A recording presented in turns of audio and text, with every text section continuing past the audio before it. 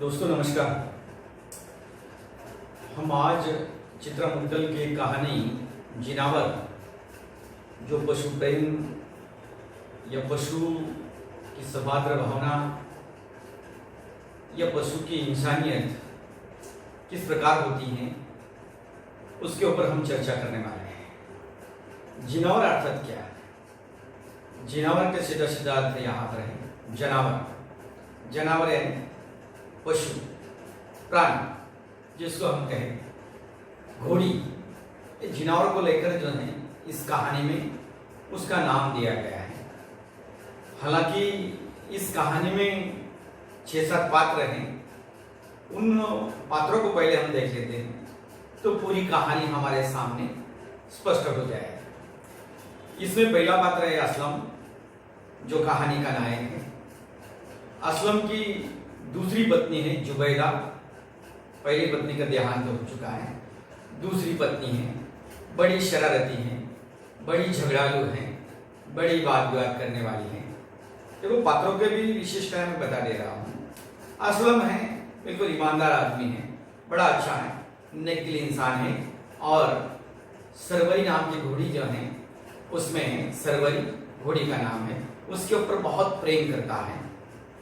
पशु दया उसमें कुकर भरी हुई है असलम में। सरवरी भी बिल्कुल अपने मालिक की तरह, जिस प्रकार मालिक का चित्र है, मालिक का स्वभाव है, उसी प्रकार सरवरी भी है।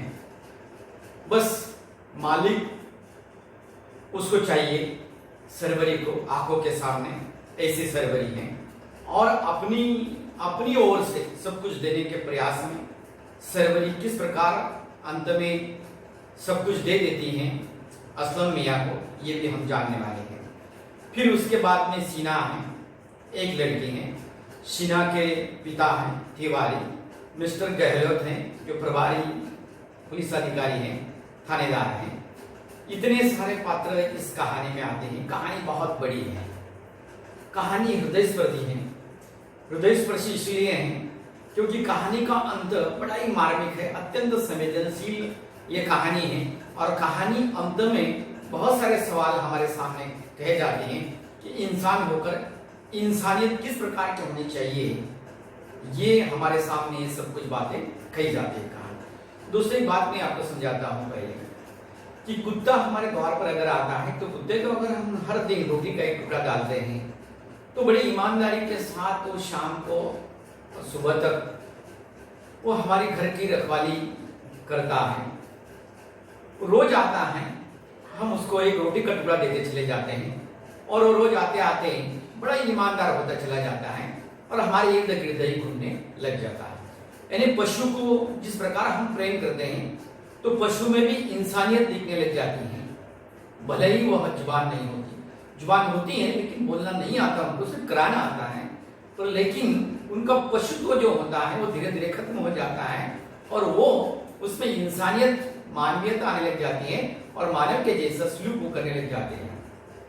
मैंने एक फिल्म भी देखी थी, वो तेरी मेहरबानियाँ। उसमें एक जैकी श्रॉफ की फिल्म थी, उसमें कुत्ते का बहुत अच्छा रोल था। कुत्ते ईमानदारी के साथ अपने जो मालिक होता है उसको किस प्रकार, मारने वाले लोगों को किस प्रकार वो बदला लेता है बाद में, ये उस फिल्म में भी ये कथानक दिया गया था। और बहुत सारे ऐसे फिल्म हैं, हाथी मेरा साथी है, राजेश खन्ना के साथ वो फिल्म की हुई है। हाथी किस प्रकार राजेश खन्ना को साथ देता है, उसमें ये बातें उसमें हैं। लेकिन हमें खासकर ये कहानी की ओर आना है। कहानी की शुरुआत जो है असलम मियाँ से शुरू होती है।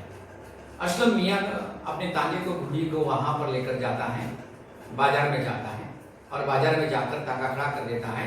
सरवरी वो तांगे को लगाई गई है।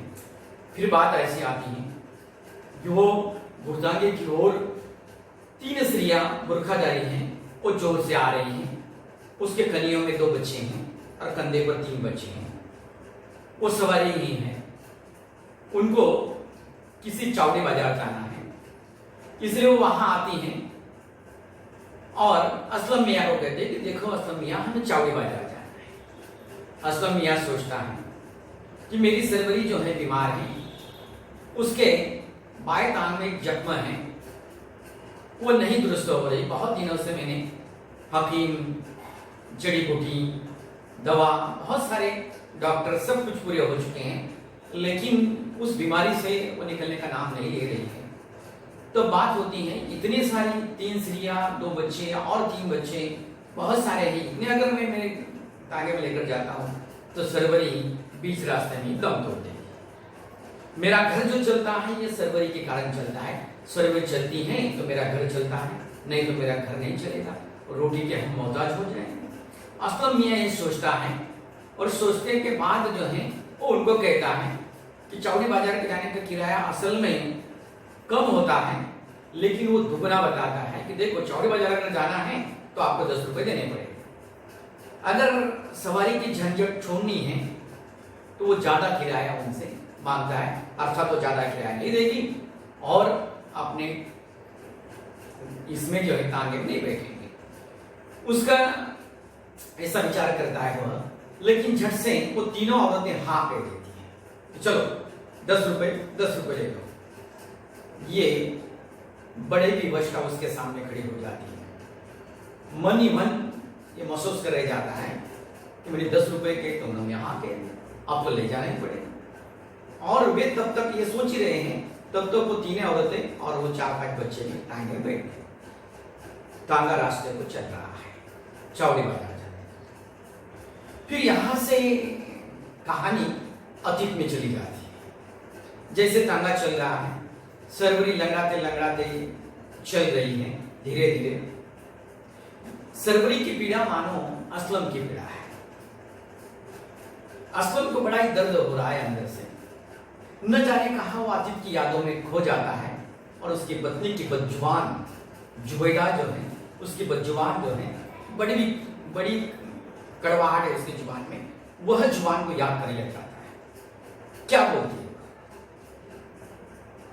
असलम मियाँ को? बोलती है वह, सरवरी सरवरी सरवरी सरवरी, उसके पीछे भागो, वो तो मेरी सौत है। सब कुछ उसको लगा दिया, मेरे गहने भी बेच डाले। ऐसी बहुत सारी अनाप शनाप बातें वो बकती हैं और सरवरी को वो सौत कहती है, तो मेरी सौत है। क्यों? क्योंकि असलम मियाँ उसकी देखभाल ज्यादा करता है जुबैदा की। इसी कारण वो इसलिए करता है ये सब कुछ बातें। सरवरी है तो घर चल रहा है, सरवरी नहीं है तो नहीं घर चलेगा, ये विचार करता है। विचार करते करते करते आगे कहानी बढ़ती है और जहां चौड़ी बाजार उन सूर्यों के जाना है वहां से थोड़े आगे तांगा चला जाता है। उसको रोकने के लिए कहते हैं कि देखो आप तांगा जो है आगे लेकर आ चुके हैं, हमें पुनः पीछे छोड़ दो। वो कहता है कि नहीं, पुनः नहीं पीछे छोड़ेंगे हम, आप यहाँ पर ही उतर जाओ। उनको वहां पर ही सवारी को उतार देता है और 10 रुपए उनसे ले लेता है। 10 रुपए लेने के बाद उनको ऐसे लगता है असलम को कि अब तो हमारी दिन भर की कमाई हो चुकी है, सरवरी के लिए घास भी आ जाएगा और इतने ही नहीं मेरे बाल बच्चे और जुबैदा के लिए भी कुछ न कुछ भोजन की व्यवस्था हो जाएगी। ये विचार से वो ये विचार करता है कि चलो अभी हम घर निकल जाते हैं। घर निकलने की सोचते हैं और घर की राह में चल देते हैं। लेकिन घर की राह में चलते वक्त एक और वहां पर स्त्री आ जाती है और वो कहती है कि मुझे कुछ नजदीकी जाना है, आप छोड़ देंगे। वो उसको हाँ कह देता है क्योंकि वो रास्ते में ही पड़ता है, जिस रास्ते से वो घर जा रहा है उसी रास्ते से उसको जाना है। चलो एक तो सवारी है, उसको लेकर चले। उनको बिठा लेता है और बिठाने के बाद फिर तांगा शुरू हो गया है और चलते चलते चलते चलते तांगा आगे बढ़ गया है। फिर बीच में चित्रा मुखर्जी ने उसमें एक रखा हुआ है कि सरवरी के लिए उन्होंने बहुत सारी जड़ी बूटी दवा ली हुई थी, लेकिन उसकी बीमारी जो है दिन ब दिन बढ़ रही थी। जुम्मन मियाँ ने भी उन्होंने उसको बुलाया था, जुम्मन मियाँ ने भी उसके ऊपर जो इलाज किया, लेकिन कोई इलाज नहीं। जामा मस्जिद के पास जो है काले कंबल ओढ़े हुए एक आदमी बैठा था, उनसे भी उन्होंने जड़ी बूटी ली थी, लेकिन कोई इलाज नहीं हुआ था। 3 वक्त वो डॉक्टर के पास गया था, जानवरों के डॉक्टर के पास। वो डॉक्टर के पास जाकर उन्होंने इलाज भी किया था, लेकिन डॉक्टर भी वहां पर हार गए थे। इसमें ये सब खर्चा उठाने में जुबैदा के सब गहने उन्होंने आधे दाम में बेच दिए थे, इसलिए घर में खाने के फाके पड़ रहे थे। ये भी विचार कर रहा है और विचार करते करते तांगा भी चल रहा है आगे। फिर बात एकाएक बात ऐसी होती है कि तांगा रास्ते के बीचों बीच आ जाता है और सामने से एक कार आ जाती है और सरवरी को टकरा जाती है।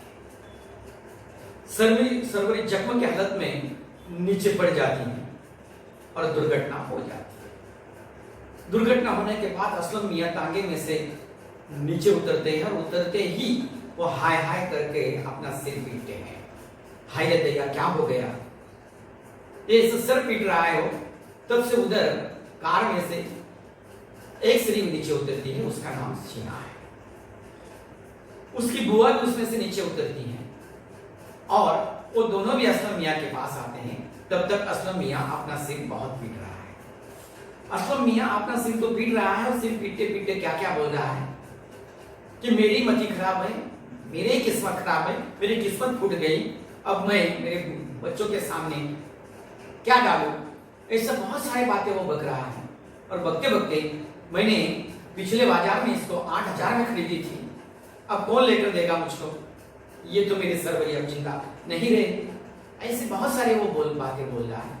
तब तक सीना कहती है कि देखो आपके सरवरी क्या है, जख्म हो चुका है, उसको प्लास्टर लगा लेना। ऐसे दोनों ही स्त्रियां बोलती हैं, लो ये 100-150 रुपए रख लो। पर लेकिन वो मानता नहीं, बहुत सर पीटता है। तब तक वहां पर पुलिस आ जाती है और ये केस पुलिस थाने में चला जाता है। सरवरी वहां पर ही पड़ी हुई है, उसका टांगा भी वहां पर ही है। टांगे में से निकालकर सरवरी अधचेत वहां पर पड़ी हुई है, अंतिम सांसें गिन रही है और टांगा रास्ते के एक बाजू में वो कर देता है। फिर कहानी आगे बढ़ती है। सब बातें पुलिस थाने में चली जाती है। प्रभारी थानेदार है वहां पर, मिस्टर गहलोत नाम के, वहां पर चलता है और चलने के बाद केस दर्ज हो जाता है वहां पर। और होने के बाद वो बुआ जो है, शीना की बुआ, उसके भाई को फोन लगाती है, उसके भाई मिस्टर तिवारी को फोन लगाती है और तिवारी को वहां पर थाने में बुला लेती है। बुलाने के बाद शीना अपराध बोध से वहां पर खड़ी है कि उसको ऐसा लगता है कि मैंने उसकी सरवरी को मार डाला है। फिर वो मिस्टर तिवारी थानेदार को मिलते हैं और केस रफा दफा करने की बातें करते हैं, कुछ रिश्वत देकर। थानेदार भी मान जाता है क्योंकि इसके घोड़ी के दाम में 8,000 बताता है। थानेदार इसको धमकाता है। असलम मियां को गरीब है, सामान्य आदमी है, निहायत गरीब आदमी। थानेदार उसको धमकाता है, 2-4 चप्पल भी लगा देता है, तू ही बीच में आ गया, ऐसा कहते हैं। लेकिन वो मानता नहीं है। फिर बात आती है 6,000 में मानता नहीं है, असलम में मुझे 6,000 चाहिए।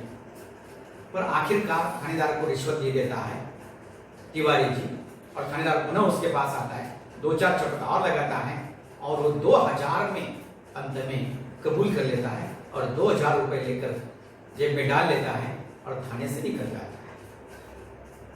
सरवरी को छोड़ देता है वहां पर ही। नगर पालिका के लोग जो लाशों को ढोकर ले जाने वाली गाड़ियां हैं, उसके लिए सरवरी को छोड़कर असलम मियां अपने घर की ओर चले जाते हैं। अपने घर की ओर जाते वक्त रास्ते में विचार करते हैं। क्या विचार करते हैं? यही विचार करते हैं कि मैं मेरे जुबेदा के लिए कुछ तो लेकर जाऊं, गोश्त लेकर जाऊं कि शायद उसको अच्छा लगे, या कुछ और प्रबंध करो, ये विचार कर रहा है। लेकिन जुबैदा की कड़वाहट भरी जुबान पुनः उसको याद आ जाती है और तब उसके मन में एक और बात याद आती है जुबैदा की, जो अतीत में थी। जुबैदा कहती है एक बार, अरे सरवरी को लेकर ही सब कुछ करोगे, सब कुछ बेच दोगे सरवरी के लिए? अरे यहाँ पर 8 आपने पैदा किए हुए हैं, उसके मुंह में मैं क्या डालूं कि मेरी बोटियां तोड़कर मैं हांडी में पकाऊं और उनको दूं? ऐसी जुबैदा बोलती है। ये भी याद उनको याद आती है। अंदर ही अंदर जो है महसूस कर रह जाता है और घर चला जाता है। शाम हो जाती है, खाना खाकर असलम मियां सो जाते हैं। फिर एक आधी रात्रि में वो जागते हैं और चिल्लाते हैं, सरवरी सरवरी सरवरी। और जहां पर वो सरवरी को बांधते थे वहां पर वो देखने के लिए अंधेरे में आ जाते हैं। बहुत रोते हैं और जुबैदा तब तक पीछे से आती है। पीछे से आकर जुबैदा उसके पास खड़ी होती हैं और कहती हैं, अरे एक दिन तो उसको मरना ही था, वो मेरी सौत थी, अच्छा हो गया, झंझट मिट गई। जुबैदों को अच्छा लगता है कि ये सरवरी को नहीं छोड़ता था, सरवरी के ऊपर ही इसका प्रेम था और सरवरी इसके लिए सब कुछ थी और मैं कुछ नहीं थी इसके लिए। इसलिए वो कहती है कि मेरी सौत की बला से झंझट मिट गई। ऐसी उसकी पत्नी जुबैदा सोचती है। लेकिन असलम मियां क्यों रो रहे हैं, क्यों फुट फुट कर रो रहे हो? वो कहते हैं वहां पर, और ये वाक्य इस कहानी में बहुत महत्वपूर्ण है। वो इसलिए महत्वपूर्ण है इस कहानी में क्योंकि वो कहता है कि मैंने ही जानबूझकर सरवरी को मार डाला। क्या कहता है? कि मैंने ही जानबूझकर सरवरी को मार डाला है। मेरी सरवरी वो नहीं मरती, पर लेकिन मैंने जानबूझकर वो तांगा रास्ते के बीचों बीच में लाया और वो कार के सामने टकरा दिया। दोस्तों देखिए क्या स्थिति होती है। कहानी का अंतिम छोर यहां पर चित्रा मुद्गल जी ने समाप्त कर दिया है। जुबैदा भी आश्चर्य से उसकी ओर देख रही है कि ऐसे कैसे कर डाला, और वो स्वयं कहता है कि मैं कैसा आदमी हूं कि मैंने जो सरवरी मेरे लिए सब कुछ थी, जो सरवरी के कारण मेरा घर चल रहा था, उसी सरवरी को मेरे स्वार्थवश और अंधे आंखों ने उसको मार डाला। और आखिर में ये जो नोट मेरे जेब में है, जो मैं गिन रहा हूं, ये सरवरी के नोट नहीं तो सरवरी की बोटियां मैं गिन रहा हूं। ये असलम मियां के शब्द है। कहानी खत्म हो जाती है, लेकिन अनगिनत बातें, अनगिनत सवाल कहानी छोड़ जाती हैं कि कैसे कि एक बेजुबान जानवर अपने मालिक के साथ छल नहीं करता,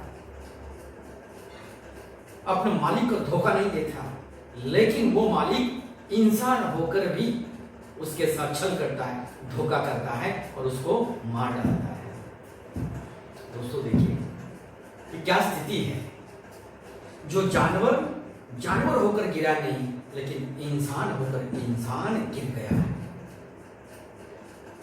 जानवर इंसान हो गया है और इंसान जानवर हो गया है। ये कहानी की हृदय स्पर्शी कहानी है। ये कहानी की संवेदनशीलता है। एक नब्ज को चित्रा मुद्गल ने इसमें पकड़ा हुआ है कि कितना अपराध बोध वो महसूस कर रहा है आखिर में कि मैं ये नोट नहीं तो सरवरी की बोटियां गिन रहा हूं। यानी आखिरी वक्त भी सरवरी हमें कुछ न कुछ दे गई और हमने सरवरी के लिए क्या किया। दोस्तों बहुत सारे ऐसी बातें होती हैं कि किसान भी होते हैं, किसानों के घर बैल काम करते हैं, बहुत सारे दिनों तक काम करते हैं, लेकिन किसान आखिरी वक्त में उन बैलों को कसाई के हाथ में बेच देते हैं।